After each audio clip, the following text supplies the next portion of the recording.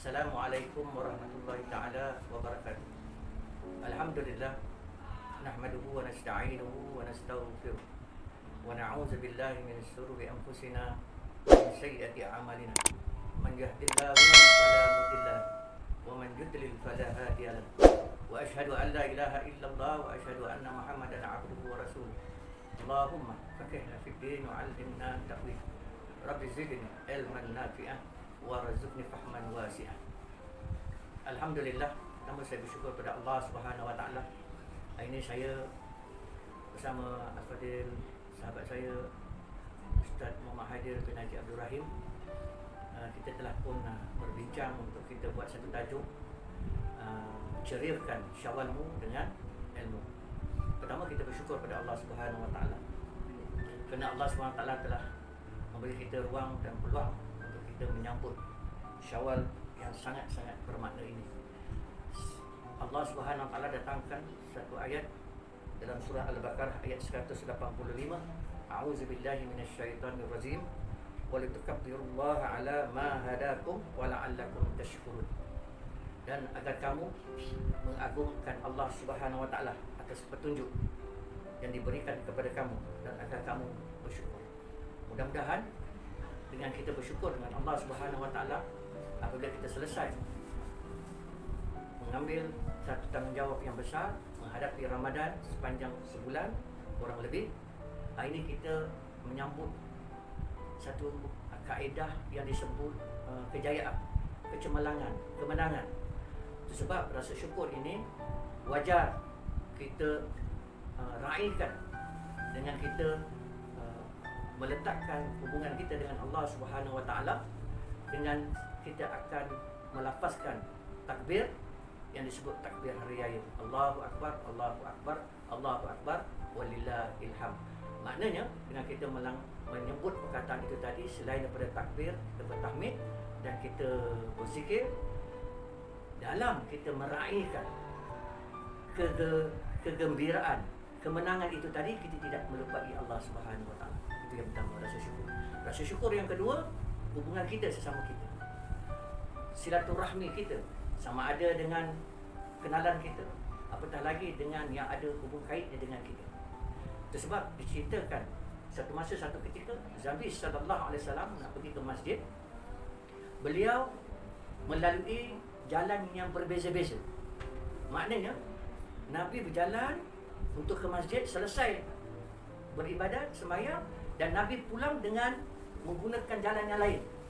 Simboliknya apa? Simboliknya Nabi nak beritahu kepada kita bahawa betapa besar pentingnya hubungan silaturahim itu, dan Nabi telah lakukan. Itu adalah satu contoh yang paling baik, yang mana Nabi SAW balik dalam keadaan yang sama tetapi berjumpa dengan sahabat-sahabatnya di suatu keadaan yang berbeza.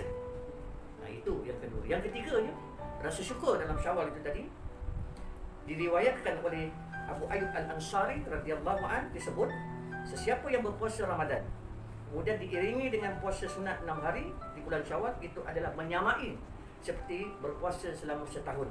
Hadis diriwayatkan Muslim, Abu Daud, At-Tirmizi, Ibnu Majah dan Ahmad. Jadi daripada itu dapatlah kita buat satu kesimpulan. Ayo pendengar-pendengar yang berkesempatan mendengar, jom kita sama-sama berazam untuk tingkatkan setiap amalan kita. Jangan lupa letakkan keutamaan itu, keikhlasan dan istiqamah dalam kita menjalani ibadat dalam bentuk khususiyah ataupun umumiyah.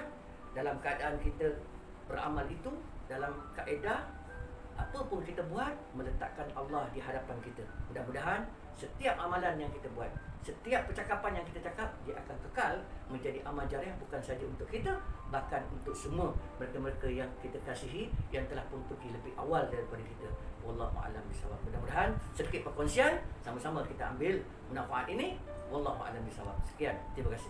Saya serahkan mikrofon ini kepada sahabat saya Al-Fadil Ustaz Muhammad Haidir untuk menyambung tazkirah seterusnya. Bismillahirrahmanirrahim. Assalamualaikum warahmatullahi ta'ala wabarakatuh. Alhamdulillah wassalatu wassalamu ala Rasulillah Sayyidina Muhammad wa ala alihi wa sahbihi wa mawala.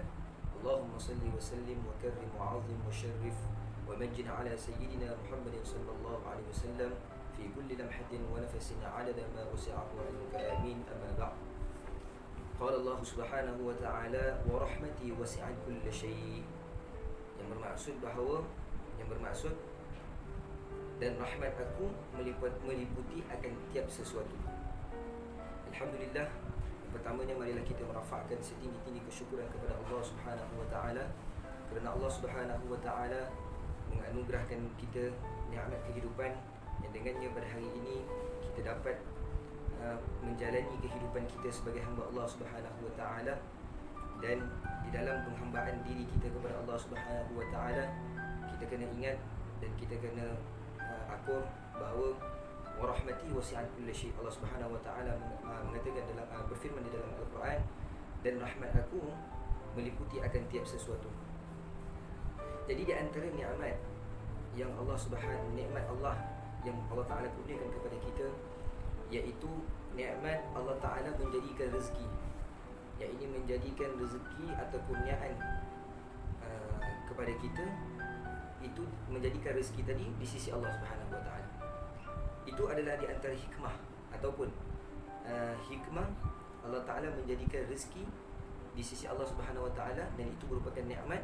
Kerana kita kena ingat bahawa sekiranya seseorang itu diletakkan ataupun diletakkan kepadanya, ditanggungkan kepadanya rezekinya yang ditakdirkan oleh Allah Subhanahu wa taala daripada awal kehidupannya hingga akhir kehidupannya, ditanggungkan di atas tengkuk, di atas kepalanya, maka nescaya dia tidak akan mampu untuk menanggung rezeki nikmat yang Allah Taala beri kepada kita, iaitu rezeki pakaian, tempat tinggal, kehidupan, ilmu dan pelbagai nikmat yang tidak mampu kita hitung.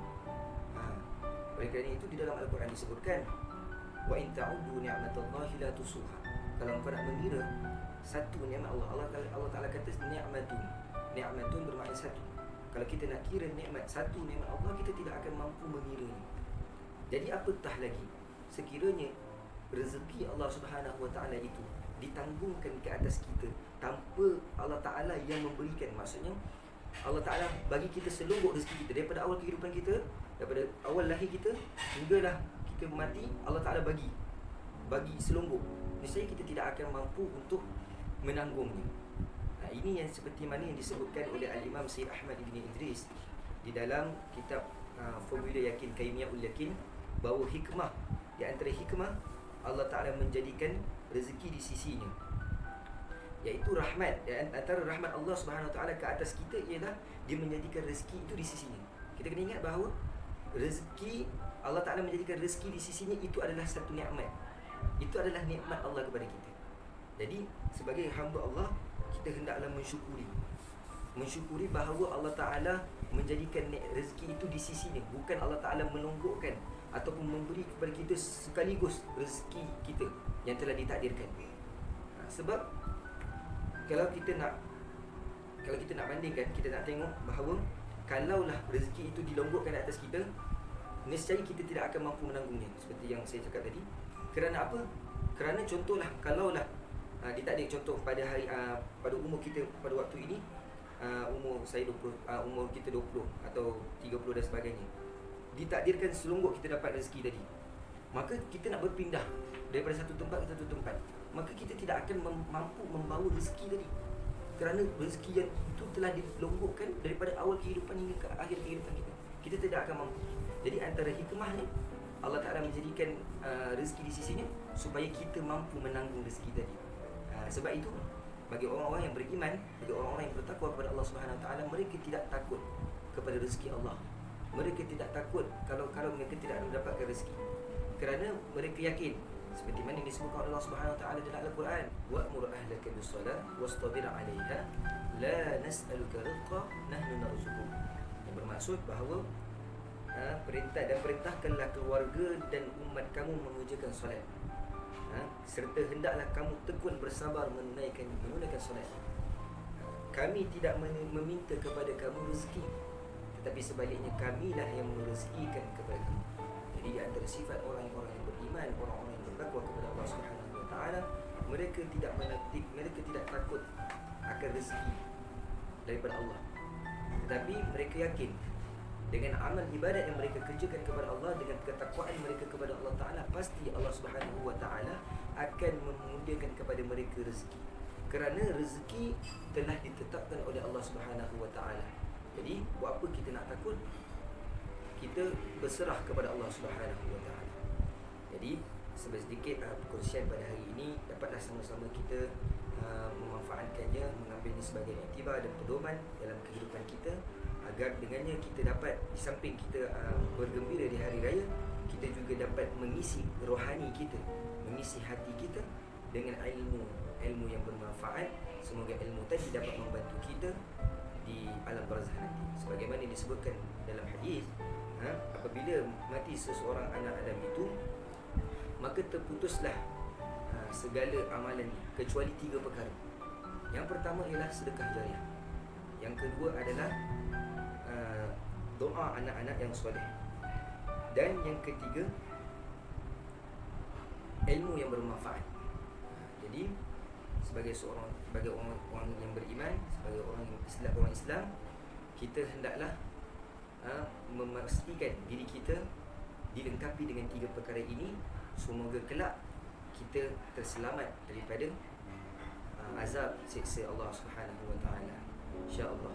Semoga ianya dapat memberi manfaat kepada kita, dan dapatlah kita mengamal dan menyampaikannya kepada mereka-mereka yang tak berkesempatan mendengar tazkirah ataupun perkongsian ilmu pada saat ini.